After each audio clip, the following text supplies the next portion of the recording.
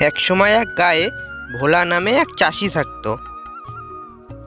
সে চাষাবাদ করে তার জীবনযাপন করত।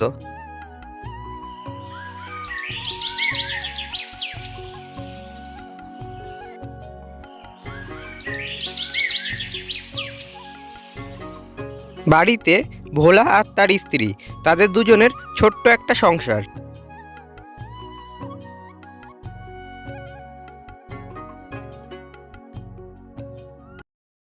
একবার অনাবৃষ্টির কারণে ভোলার ক্ষেতে সমস্ত ফসল নষ্ট হয়ে যায়। এই ঘটনায় ভোলা খুবই কষ্ট পায়।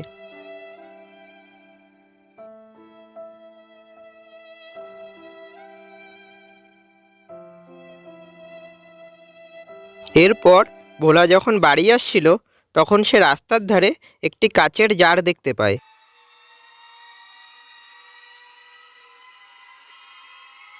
সে একবার চারিদিকে তাকিয়ে তারপরে জারটাকে তুলে নেয় এবং সেটাকে বাড়ি নিয়ে আসে।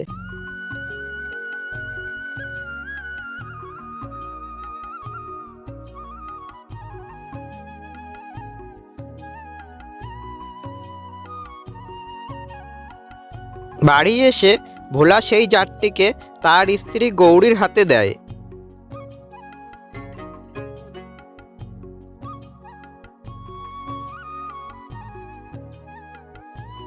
তুমি এই জারটাকে রেখে দাও।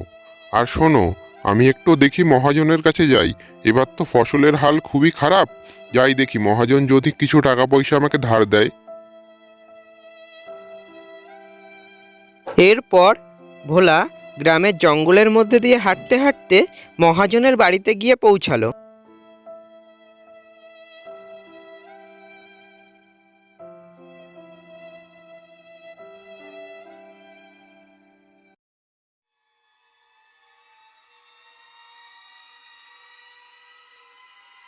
হুজুর, এবার অনাবৃষ্টির কারণে আমার সমস্ত ফসল নষ্ট হয়ে গেছে।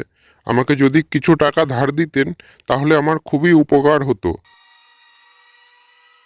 এখন তোকে আমি কোথা থেকে টাকা দেবো রে? তুই আগের টাকাটাও এখনো শোধ করিসনি। তাছাড়া আমার ব্যবসার হালও ততটা ভালো না। আমি এখন তোকে কোনো টাকা দিতে পারবো না। মহাজনের কাছ থেকে হতাশা নিয়ে বাড়ির দিকে ফেরার সময় ভোলা দেখল গোবিন্দ দিব্যি তার ফুচকার দোকান নিয়ে ব্যবসা করে সংসার চালিয়ে যাচ্ছে।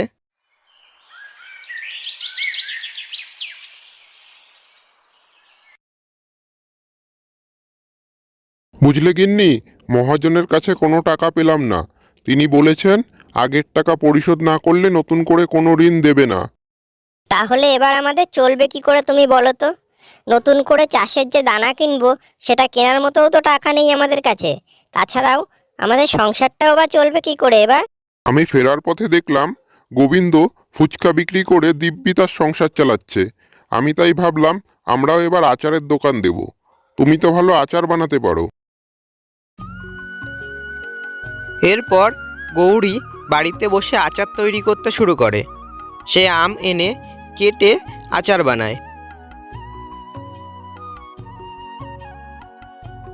তারপর সেই আমগুলিকে কুড়িয়ে পাওয়া কাচের জারের মধ্যে রেখে দেয় আচার তৈরি হওয়ার জন্য। রাতে কোনো এক জাদু বলে এক রাতের মধ্যেই আচার তৈরি হয়ে যায়।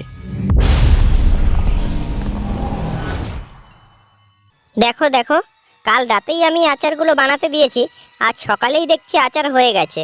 এটা কিভাবে সম্ভব? এমনিতে আমার আচার তৈরি হতে তো 5 থেকে 6 দিন সময় লাগে।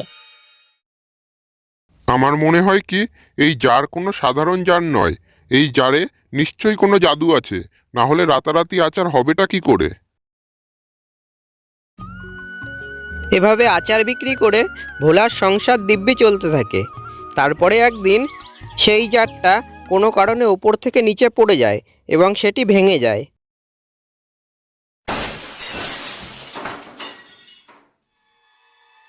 কে তুমি? আর এখানে কি করছো? কিভাবে এসেছো তুমি আমার বাড়িতে? আমার নাম জিনি। এক দুষ্ট তান্ত্রিকের অভিশাপে আমি এই জারের মধ্যে বন্দী ছিলাম। আমি এই জারের মধ্যে থেকে তোমাদের সমস্ত কষ্টের কথা শুনতাম এবং দেখতাম। তাই দেখে আমার মনে হলো আমার তোমাদের সাহায্য করা উচিত।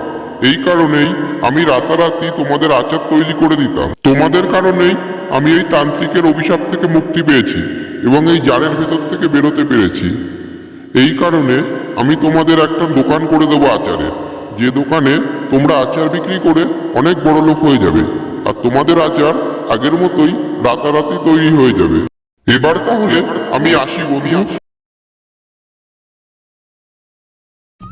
এরপর সেই জিনি ভোলাকে একটা আচারের দোকান করে দেয় এবং সেই দোকানে আচার বিক্রি করে ভোলা আর তার স্ত্রী খুব সুখে সংসার চালাতে থাকে।